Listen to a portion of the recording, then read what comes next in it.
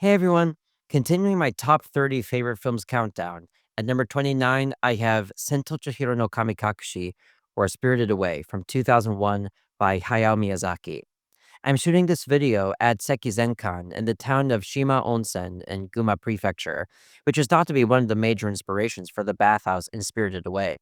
Later, I'll show you inside the room we're staying at inside, as well as another city in Gunma called Ikaho, the environment of which resembles a village outside the bathhouse in the movie. Hayao Miyazaki is someone I've never mentioned before on this channel, but let's change that. Similar to David Lynch, he's a director who, even though he hasn't made a huge amount of features, what he has made, I feel, is enough to keep me full for a lifetime, with each movie representing a rich world for us to explore. The mostly fantastical adventures aimed at children, but he's so respectful of their intelligence that they dare to be complex in terms of their plots and thematic weight. Even if one doesn't fully grasp everything in his movies, they're filled with such creativity and imagination that they're absolutely invigorating regardless. When his latest movie, The Boy and the Heron, came out in Japan and I saw it in a Tokyo theater, for example, I could still enjoy it tremendously, even without subtitles. The intricacies of the story went way over my head, but it didn't damper my pleasure. In Japan, his most popular and endearing work is surely My Neighbor Totoro, but this movie, Spirited Away, is what I would venture to say is the second. Unlike most people my age who love this movie, I never saw it when I was young. My first time might have been shortly after high school, over a decade after the film's release, so I don't have any nostalgia towards it. I didn't see it with the sense of wonder that being a young kid provides. Instead, I found it entertaining, yet kind of confusing and a tad underwhelming. I believe this was my initial reaction, but I don't remember all that well, because I think this got changed relatively quickly into adoration with subsequent viewings. It's true that Miyazaki's movies aren't the easiest to follow on a literal basis, at least for me. But not only have I been able to eventually work out what happens in this movie for the most part, but I've come to realize that this isn't really necessary in his movies. Being swept along by the fantasy is much more important, and Spirited Away continues to sweep me up after all these years and viewings later. And spoiler alert, because I'm going to cover the entire movie in this video. We follow a young girl called Chihiro, and the movie begins in the car as she's moving with her parents to a new town, and understandably, she's resistant to the change. Well, her dad takes a wrong turn and ends up at this mysterious entrance. They're curious, so they venture further inside, which turns out to be an abandoned amusement park, and even further still, a town with many food stands and a huge bathhouse. Her parents find a stand with lots of food and they pig out, which turns them to pigs as the town comes alive at night. Chihiro runs away and tries to escape as she starts to disappear, seeing lots of ghosts along the way.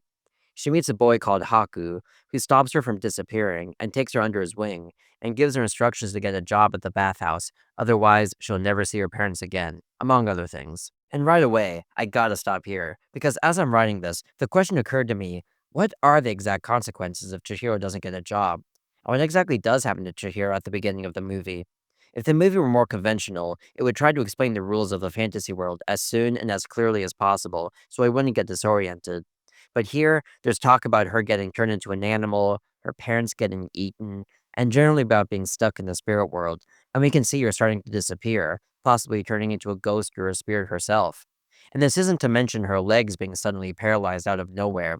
The fact that eating food from the world stops you from disappearing, her being told not to breathe as they cross the bridge, and several more examples I'll get to later. None of these things are harped on or really explained in any detail, but I never feel cheated or led astray.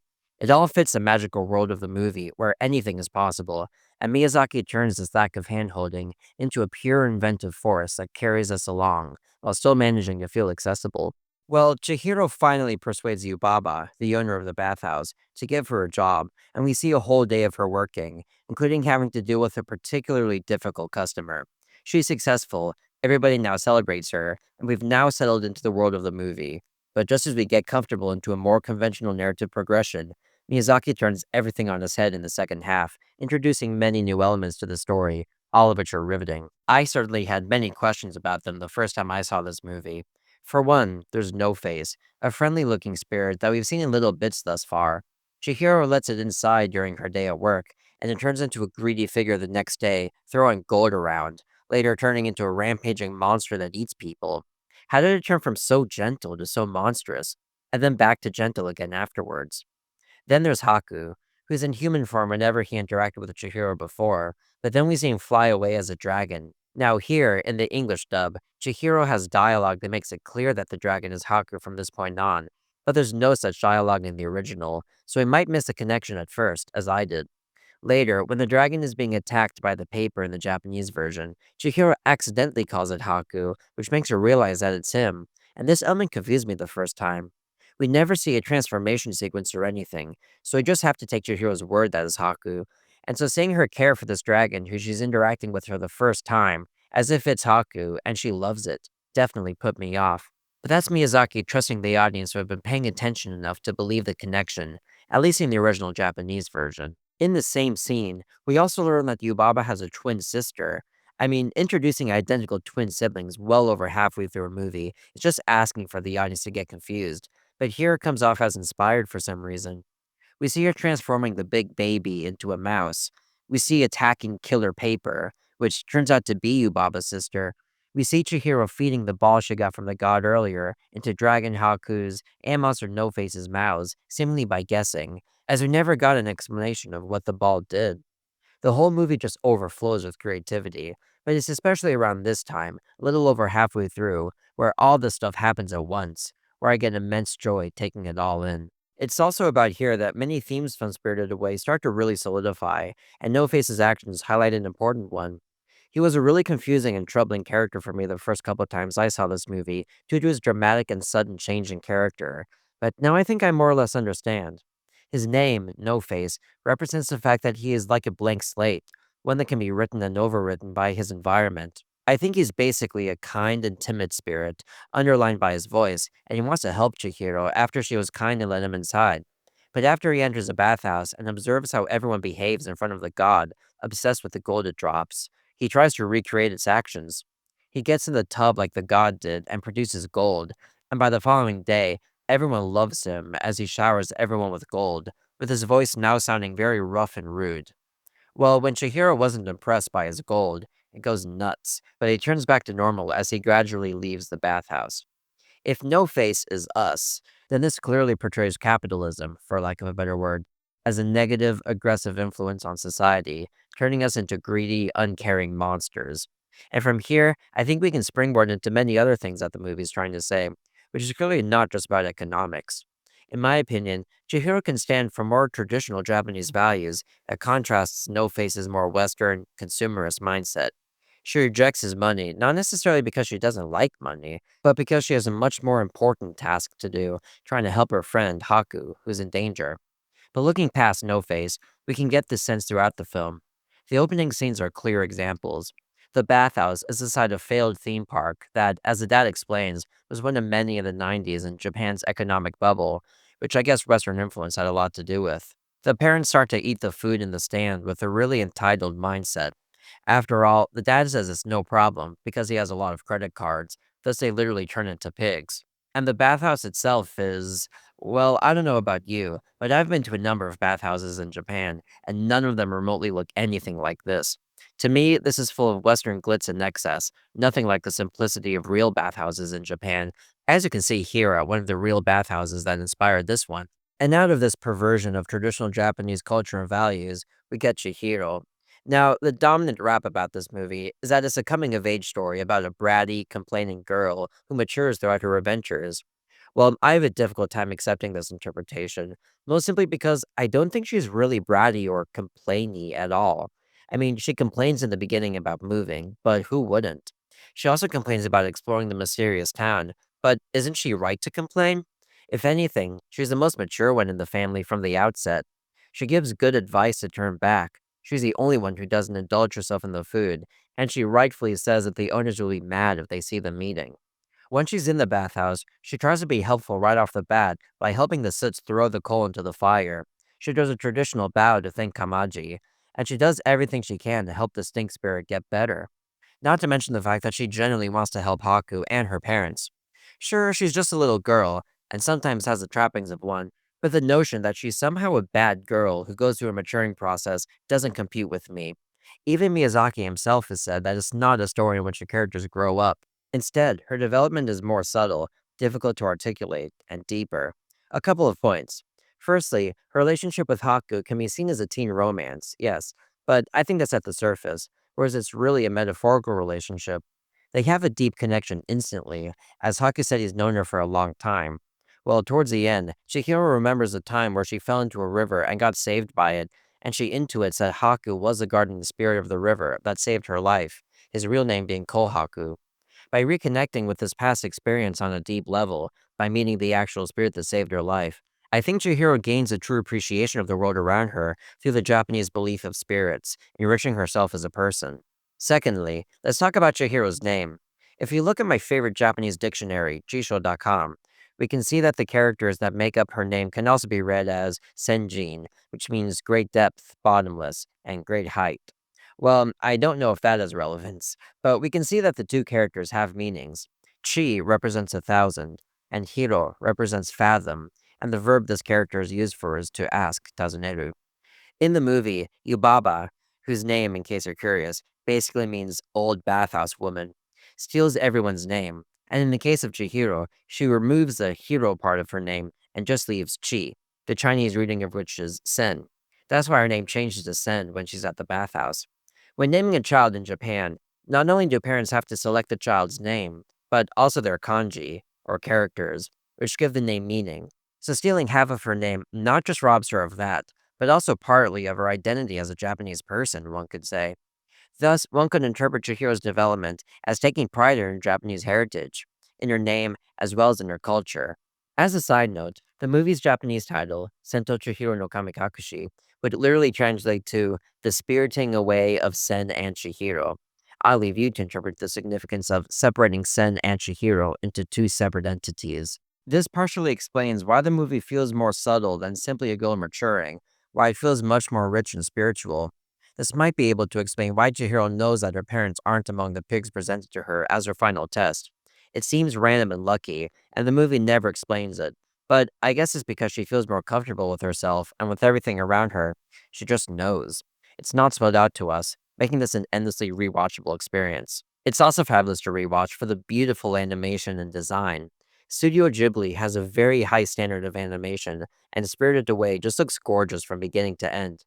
Most of it is hand drawn, and the 3D animation that is used is very subtle and brief. The movements are so polished as well, and there are some parts with fast, riveting motions that are just thrilling, like when Haku rushes across a bridge with Chihiro, or when Yubaba attacks a rampaging No-Face, but it shakes it off and counterattacks with vomit, swallowing her up. But it's the design that makes it so memorable. Before we even get to the bathhouse, the empty, rundown town feels utterly lived in, like it has a lot of history that's since disappeared. Then, when it turns to night, seeing all the red lights illuminating the village the spirits inhabit is so transportive. One of my favorite shots of the movie, animation wise, is when the boat comes into shore and we see it through Chihiro's transparent hands. Utterly gorgeous. Of course, the bathhouse itself also looks amazing and alive, as hopefully you've been able to see throughout this video, but what I possibly love even more is the water outside.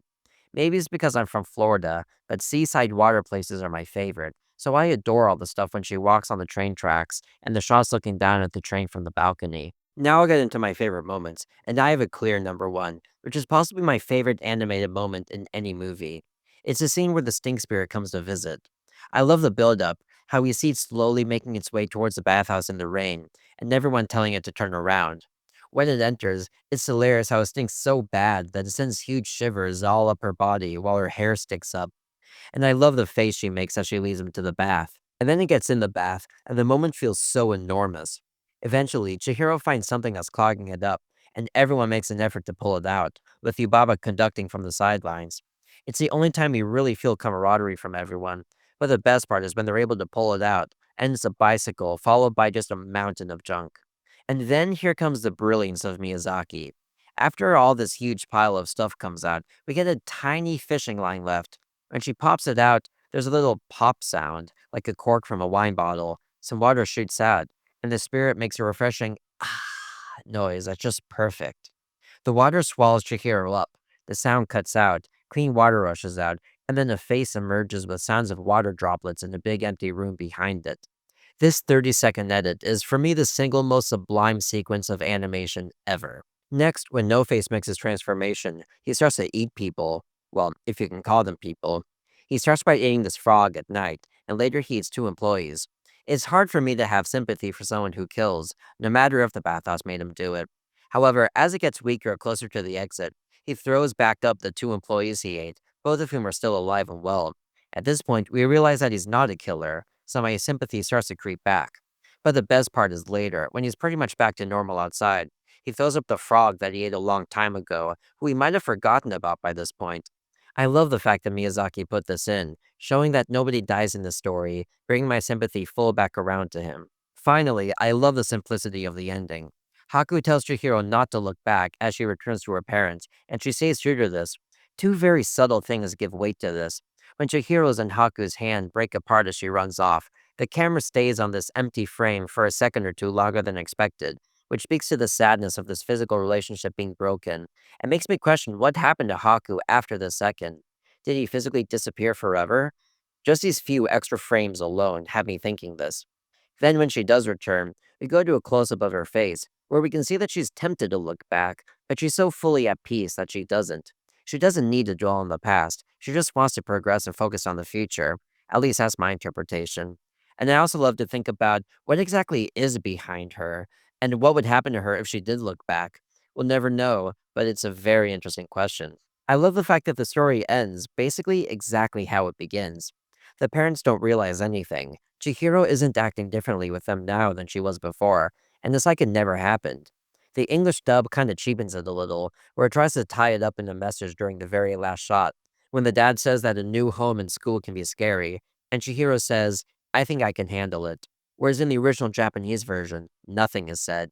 In English, it's about facing our fears, but in Japanese, it's about inner peace and contentment. This all ends with the end credits, and in the background is one of the most famous and recognizable Ghibli songs. We hear this as we see haunting images of the environment that are just a perfect way to end the movie.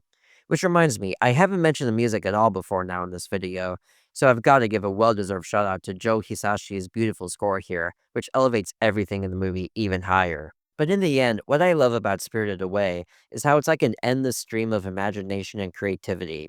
The adventure our main character goes through isn't one of simple personality transformation, but one in a magical world where anything is possible. One where Miyazaki lights up the screen with fascinating characters, situations, action, romance, sadness, joy, and simply beautiful animation. It's like the best of what children's movies can be, where you can simply get lost in the magic when you're young, but it evolves as you get older and as you can follow it more narratively and thematically. No matter how much you can follow it, I think there are some questions that will always linger. For example, what led Chihiro and her family here in the first place? A place that just so happens to be super important for Chihiro. Was it destiny? Miyazaki has said that he made this movie for 10-year-old girls, but I think I'll be enjoying it when I'm 100 years old. Such is the power of Miyazaki. When people speak of movie magic, movies like this are what it's all about. It's my 29th favorite movie. Thanks for watching my video. Goshou makoto ni arigatou gozaimasu. How is this movie only number 29 on my list? I'll just have to wait for number 28 to find out. See you next time.